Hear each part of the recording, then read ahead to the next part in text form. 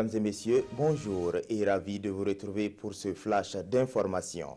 Depuis ce matin 7 heures, les candidats pour le brevet d'études du premier cycle ont commencé les compositions des différentes épreuves.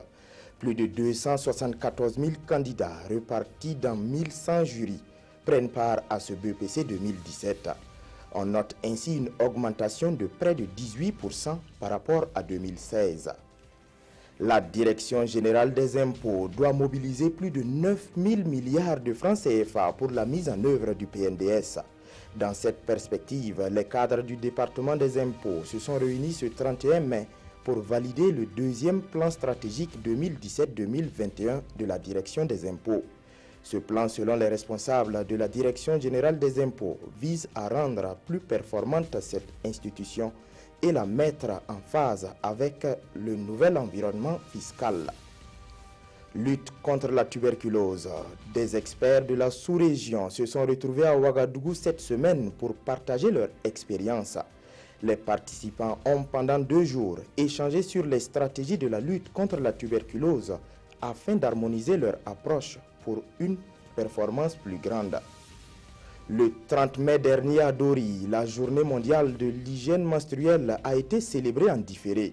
Cette célébration s'est faite sous le thème « Éduquer sur les menstrues, ça change tout ». Dans cette perspective, les organisateurs de cette journée ont fait un plaidoyer et des formations sur l'importance de la gestion hygiénique des menstrues en milieu scolaire et communautaire. Un atelier exclusivement destiné aux jeunes. Il s'agit ici de mettre le doigt sur les maux qui minent l'épanouissement des jeunes et les défis auxquels ils font face. Organisé par le Centre pour le dialogue humanitaire, cet atelier s'inscrit dans le cadre du projet intitulé « Le dialogue entre les jeunes et les institutions dans les pays du G5 Sahel ».